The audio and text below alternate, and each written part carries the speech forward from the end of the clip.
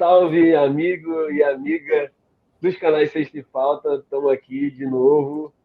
Eu sou o Fernando Paiva, estamos aqui com o Arthur Paiva. A gente vai voltar a falar sobre as posições, né? A gente começou falando com o Raul e com o Arthur sobre a posição um e 2, e hoje eu estou aqui com o Arthur para falar do ala 3 ali.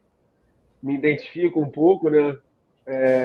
Com a posição. Não comecei assim, mas hoje tento fazer minha graça nessa posição aí, nessa área de atuação. Então, vou ter um pouquinho de propriedade aí para falar desse 3 aí que ao longo do tempo também foi se modificando. Acho que todas as posições a gente até tem um conteúdo sobre isso, inclusive curte, compartilha. Estamos aí produzindo conteúdo, a NBA começou, então a gente está no fluxo aí, fazendo o máximo de conteúdo que a gente tem acompanhado. Então, comenta, compartilha, dá aquela moral aqui para os canais Sexta e Falta. E a gente já tem conteúdo falando sobre posições, né? Agora a gente está bem específico. E eu acho que é uma das posições mais importantes aí ao longo da história, né, Arthur? O que você visualiza dessa posição aí, nesse contexto histórico aí da NBA? Eu acho que, principalmente antigamente, era muito bem definida como pontuadores, né? Inclusive, quando a gente estava definindo ali quem era quem e tal, muita gente acabava falando, pô, esse cara também é pontuador e tal, esse cara também... De forma geral, era esse cara para fazer a cesta, né? Antigamente era muito bem definida, pô, armador, armava o jogo, ala armador, pontuava, ala pontuava, ala pivô pegava rebote, fazendo cestinha, pivô também, mas eu acho que foi evoluindo e é uma posição que tem que fazer de tudo um pouco, né? Eu acho que isso é o mais interessante do ala, né? Tá ali no meio da cadeia ali, armador, ala, pivô, pivô. Ele fica ali bem no meio e, querendo ou não, ele acaba tendo que fazer de tudo um pouco. Pegar rebote, fazer cesta, dar assistência, marcar, fazer de tudo. E acho que é isso. Posso começar com a lista? Mais alguma coisa Não, para acho que só para acrescentar, acho que muito por conta do tamanho, né? Hoje em dia, a NBA, a gente tem o exemplo aí do Wembanyama, né? Que é bem característico aí da NBA 2.0, né? Como a galera gosta de brincar. Mas acho que antigamente era bem definido pela questão da altura, e aí quando o cara era um pouquinho mais alto e um pouco mais móvel, né? Não era aquele pesadão, era certo dele ser o 3. E aí o jogo favorecia, né? Questão de velocidade, questão de movimentação. Então o 3 tinha a predisposição pelo próprio jogo a ser esse cara pontuador pela mobilidade, pela altura. Então, ao longo da história, isso foi mudando, né? Hoje a gente vê alas. A gente estava até falando em off aqui do Luka Doncic, né? Que é um ala de 2 metros de altura. Na época do Larry Bird, que é um dos exemplos que a gente vai falar aqui, provavelmente o Luka não seria um, né? Ele seria justamente aquela posição ali do Larry Bird, pela altura, pela versatilidade, enfim. Então, acho que era bem característico esse pontuador, como você falou, né?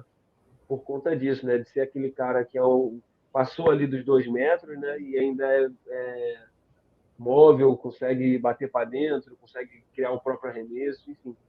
Então, acho que a gente tem muitos exemplos até hoje, né? De cestinhas na posição 3, mas antigamente realmente era bem definido, como você falou. Vamos para a lista. Vamos lá. Primeira lista aí, vamos começar por cestinhas.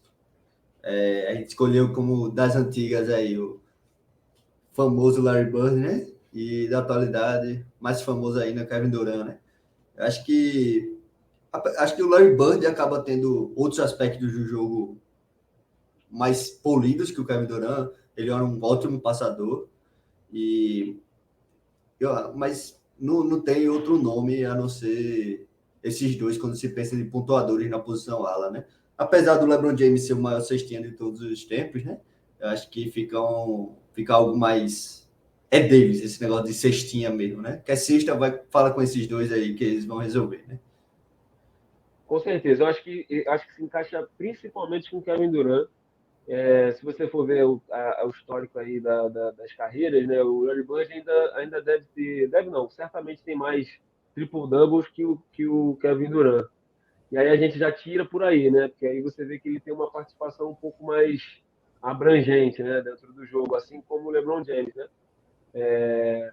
Mas o Kevin Durant não. O Kevin Durant, eu acho que ele é a personificação do scorer, né? Do cestinha mesmo, do cara que é definidor, né? O definidor por essência, em diferentes lados da quadra. Acho que esse que é o grande diferencial dele, de diferentes maneiras.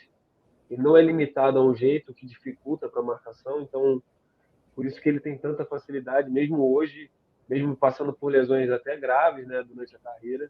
É, fica bem característico aí que o Kevin Durant é esse pontuador nato, assim, eu diria. O Larry Bird também se caracteriza por isso, mas se eu tivesse que dizer da história mesmo com o Kevin Durant hoje ainda jogando, acho que o definidor de cestinha é o Kevin Durant, campeão aí da NBA, pelo Forte, Golden né? State Warriors. Né? Era forte demais. Seguindo aí, quer acrescentar alguma coisa, Arthur? Nessa A gente, questão? a gente, a gente falou de mencioná-lo, né? A gente não conseguiu encaixá-lo em uma dessas subcategorias de ala, mas vale ressaltar aí Carmelo Anthony.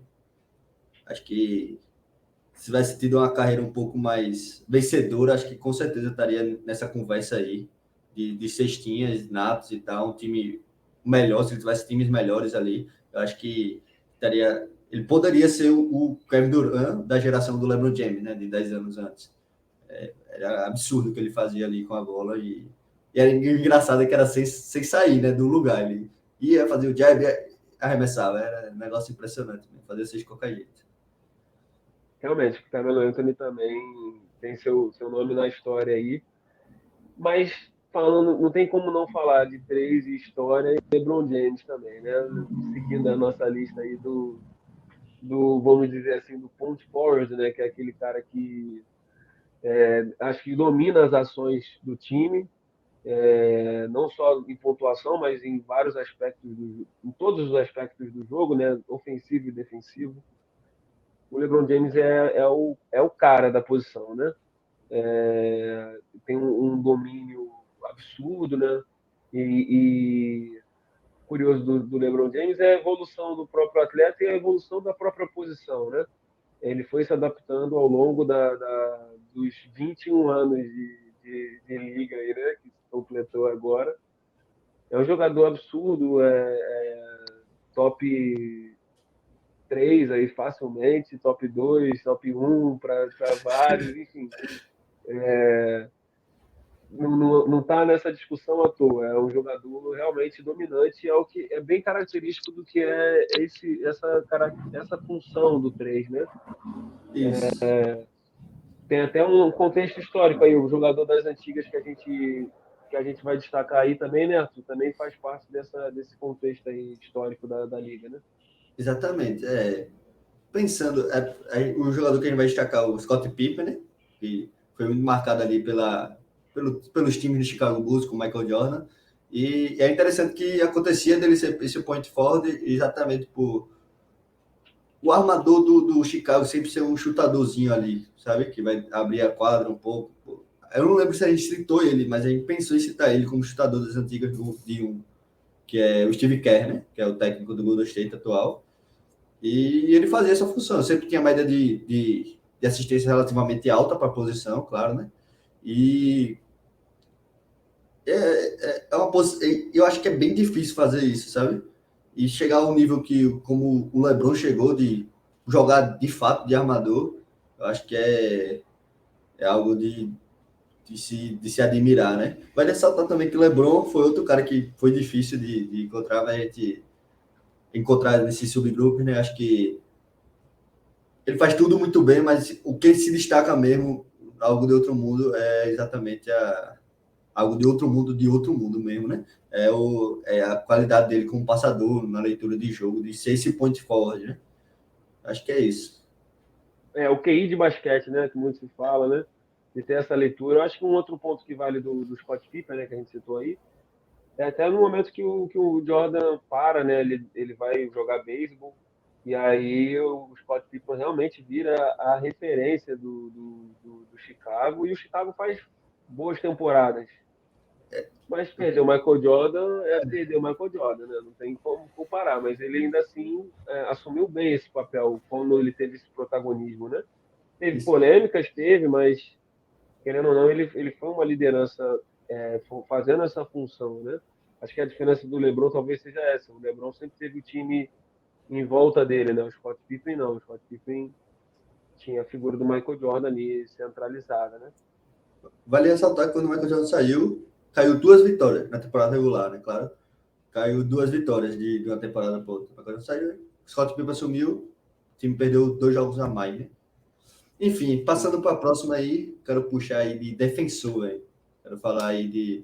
A gente decidiu trazer o Dennis Rodman, quando ele era do Detroit Pistons, que fique bem claro que ele jogava Bem de ala, claro. que não é o Dennis Rodman do Chicago Bulls, né? E da atualidade, a gente trouxe quem? Iguodala, Finals MVP de 2015, Marcando o que LeBron. marcando o LeBron, e fez o que pôde, né? Fez muito bem, foi Finals MVP e campeão da NBA, né? E é uma posição que eu acho que é um pouco tanto valorizada nesse marcador 3, né? Eu acho que quando a gente vai citando, vai falando aula, vai conversando e tal, e tu vê cestinha, cestinha, cestinha, pô, esse cara fazia isso aqui, foi meio difícil a gente achar alas, pô. A gente pensou até no Ron Teste, que eu acho que foi defensor do ano em um ano, mas a gente juntou nesses dois nomes e é o que mais marcou, né? A gente pensou na era aí do Detroit Pistons, o Fernando pensou, né? Quem marcava esse ala.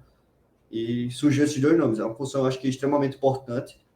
Acho que, hoje em dia, esses 3D, né? Esses caras que arremessam de 3 e marcam, acho que acabam fazendo, mas não faziam do nível que esses dois caras faziam, né? Eles entravam na quadra só para marcar e era só isso, eles não faziam mais nada. Eu acho que é bem, bem impressionante mesmo. Eu me identifico bastante. Hoje em dia estou tentando mudar um pouco isso, mas a minha carreira aí de basquete amador é por esse caminho aí de defesa. E acho que o principal ponto é isso, é você entender a sua função dentro da quadra, né? Saber que você está ali para desempenhar isso. E lá dentro do lado ofensivo, que vale o mérito para esses jogadores, é ser um facilitador, entendeu? Tem outros jogadores para definir, né? Você só precisa saber encaixar ali e favorecer o jogo desses outros caras. E na defesa você realmente ser um destaque. Muitas vezes não é valorizado, né? Mas tem um Pode papel abrir seu coração, fundamental aí. Fernando. Pode É, abrir seu coração. porque é aquele cara que não aparece nas estatísticas, né? Mas você que lê o jogo, que você vê o jogo ali na Vera, você sabe que ele teve um papel fundamental ali, né? E até seguindo já na nossa lista aí, que ainda encaixa com essa questão de ser um defensor é a questão do jogador que ali já atinge um outro nível, né? O nível que eu estou buscando hoje em dia, de você conseguir ser efetivo tanto no lado defensivo quanto no lado ofensivo, né? A gente chama na NBA de two-way, né? Aquele cara que consegue jogar nos dois lados da quadra com efetividade. Desde a da saída da aposentadoria do Kobe, né? Saudoso Kobe, o meu jogador preferido, quando ele saiu, quando ele se aposentou, era o Kawhi Leonard, justamente por conta disso. O Leonard, para mim, representa bem esse jogador que consegue ser bem atuante dos dois lados da quadra. Acho que às vezes que o San Antonio, quando ele foi campeão com o San Antonio e quando ele foi campeão com o Toronto, simboliza muito isso, né?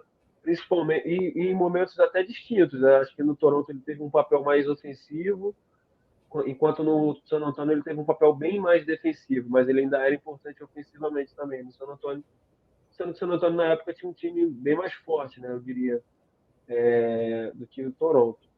Então, o Kyle Leonard acho que é bem essa figura atual do two-way. E no contexto histórico aí, Arthur, quem que a gente traz aí? Traz o James Worth, que jogou pelo Lakers ali com o Magic Johnson. Foi, exatamente. Era um ala muito alto, forte, atlético, e ele conseguia fazer. Eu confesso que cestinha também não era ponto tão forte dele assim, né?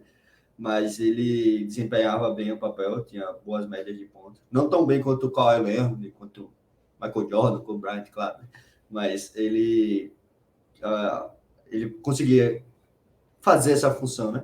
E acho que é interessante que você falou aí disso do Kyle Leonard fazer um papel Spurs diferente do Toronto. Acho que é exatamente isso desse cara two-way, né? Que é exatamente a questão do, por exemplo, o Kyle Leonard não marcava o Giannis contra o Bucks na série lá. Mas quando azedava o caldo no último quarto, ele ia, porque queriam que ele fizesse sexta primeiro e deixar para defender outras pessoas. Mas no momento crítico, com certeza ele era o melhor defensor. Há muitas críticas do Kyle Leonard de que ele parou de marcar tão bem e tal, mas são outras funções. Eu acho que na hora que azeda ali, na hora H, eu acho que ele vai querer fazer os dois do lado da quadra e pronto. É uma questão de poupar também. É um cara que sofreu com muitas lesões, né? Sem dúvida. E já partindo aí para o próximo, a gente trouxe chutadores, acho que de nome é o mais fraco da lista, né? A gente trouxe o canhoto Chris Mullin, do Golden State, jogou ali pelo Golden State, acho que só. E o Michael Porter Jr., né? Que foi o atual campeão da NBA aí, pelo Denver Nuggets, que acho que a galera das antigas fica meio loucão vendo o Michael Porter Jr. jogar, porque é um cara 2,8 m, forte e que só chuta, Só basicamente, sabe? chuta. Acho que a galera fica meio. Mas é o papel pedindo para desempenhar dele, e ele está desempenhando efetivamente. Nas finais não foi tão bem, mas nos playoffs, como um todo, foi muito bem. Eu acho que é muito, muito difícil ter um cara daquela altura. Acho que parte um pouco similar com o Kevin Durant, né? É muito difícil chegar na bola com ele arremessando. Isso faz dele um chutador. Todo arremesso dele praticamente é livre, né? E acho que o Smalling era mais um chutador mais puro que ele. Acho que era um negócio absurdo com o Smalling mesmo. Foi um dos primeiros chutadores mesmo da NBA. Acho que o Smalling se encaixa exatamente nisso, né, cara? Acho que é na essência mesmo, né? A gente até conversando aqui em off, lembrou do Chris Middleton, né? Que também desempenha esse papel, né? É, inclusive com essa nova configuração aí do Bucks, né? Então ele talvez tenha até uma mudança, porque agora esse chutador passa a ser outra pessoa, né? Do Lillard, no caso. Mas ele teve esse papel bem importante na vez que o Bucks foi campeão. O Michael Porter também teve esse papel importante com o Denver. Então, além disso, né, de ser um chutador, acho que outro ponto também é que são caras que não comprometem na defesa, né? Não vão ser caras que vão ser priorizados. Esses exemplos que a gente trouxe aqui não são caras que vão ser priorizados numa situação de playoff pelo ataque do adversário, entendeu? Então, também tem esse ponto, porque também são caras grandes, caras que conseguem ser envolvidos em troca e marcar em outros jogadores até um pouco mais baixos, entendeu? Então, acho que vai também por esse lado. Essa questão do chutador. Não basta ser só um chutador, ainda mais hoje em dia, né? Eles têm isso como carro-chefe, mas também precisam, assim como a gente falou do Kyle Leonard, né? Também vão por esse caminho. E seguindo aqui, para a gente até fechar, né, a nossa lista dessa posição 3, né, que acho que é uma lista, é um tipo de função que vários dos jogadores que a gente citou aqui, eles têm. Eu acho que o que mais marca é o LeBron, principalmente, né? Que é o driver, né? O slasher, aquele que agride o garrafão, bate para dentro, né? Eu acho que a gente vai citar dois exemplos aqui muito bons, mas acho que o LeBron ele simboliza muito isso. Ele é o cara que na hora do vamos ver, pega a bola debaixo do braço aqui, né? E Eita, bota a bola lá dentro. Mas além do LeBron, né, que tudo que a gente falou aqui, acho que o chutador é o que mais o LeBron não é foge. tão assim, mas ainda assim vale. Mas tudo o LeBron entra, tá, gente? Por isso que ele é o nome dessa posição aqui, não tem pra onde correr. Mas dos slashers, dos drivers aqui que a gente destacou, o Paul George, mas vale ressaltar que é principalmente o Paul George do Indiana, né, que o LeBron enfrentou muitas vezes, inclusive aquele pré-lesão, né? Pré aquela lesão meio traumática do Paul George. Hoje o Paul George no Clippers ele também tem essa função, mas ele também é um chutador ali, né? chuta mais do que ele chutava na época do Indiana.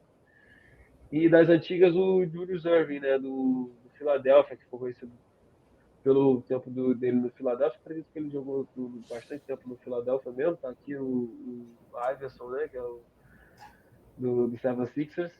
Também era esse cara, né? Ele é inspiração, inclusive, do Michael Jordan, né? Se eu não estiver enganado aqui, o Michael Jordan diz que se inspirou no Dr. J aí. Também é um bom exemplo de infiltrador, né? Isso, exatamente. Vale ressaltar que o Julius Erving, Dr. J, teve os melhores anos exatamente na NBA, né? Antes da fusão com a NBA. Ele e o Moses Malone, que era o pivô lá. Verdade. Então, a gente não tem registros na NBA dos melhores anos do Julius Erving. Mesmo assim, os anos que ele teve foi monstruoso. Acredito até que ele foi MVP, campeão, não, certeza, quase certeza. Mas é um animal, velho. As enterradas dele, principalmente naquela época, era algo de outro mundo. Os bandejos que ele fazia era um negócio absurdo, né? Assim como o do Paul George também. Tem vários highlights do Paul George enterrado na cabeça. Tem um que, eu sou torcedor do Miami Heat, tem um que é no Chris Anderson, que é um absurdo, é, que ele mancha o Chris Anderson, que é um cara enorme, né?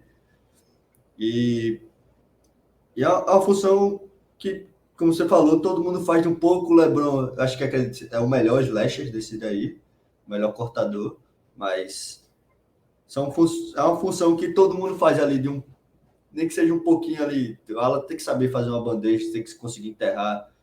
Eu acho que é primordial para um ala, mas tem caras que fazem muito bem e tem caras que não fazem tão bem. Mas ressaltar aí, Julius Erving foi um ícone para a NBA ali. As enterradas que ele fazia eram um negócio absurdo. Por cima de qualquer um. Não tinha conversinha, não tinha trocar ideia no meio do ar, não. Era para baixo. Não tem outra, não. Eu acho que esse é o que marca realmente essa função aí do ala 3. Botar o cara enterrar o cara dentro do aro lá e não querer saber, né?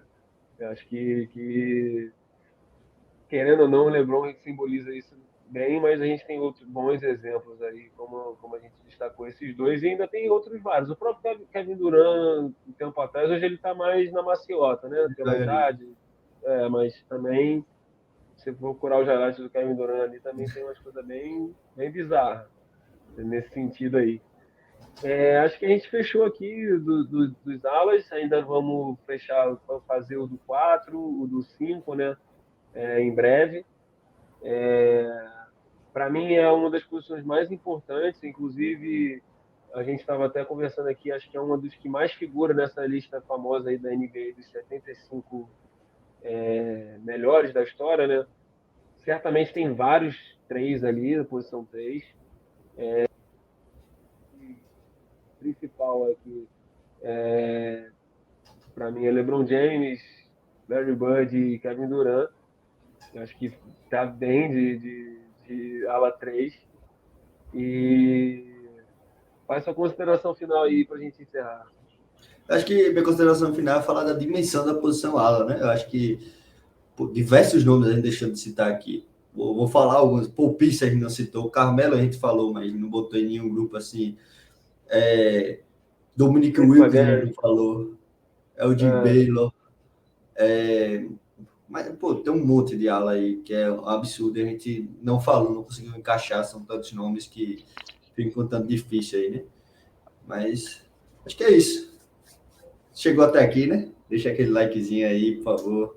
Comenta aí se gostou, se tem algum comentário do vídeo aí, por favor, deixa aí, tá sempre atento aí. Falou, aquele abraço e tamo junto. Valeu!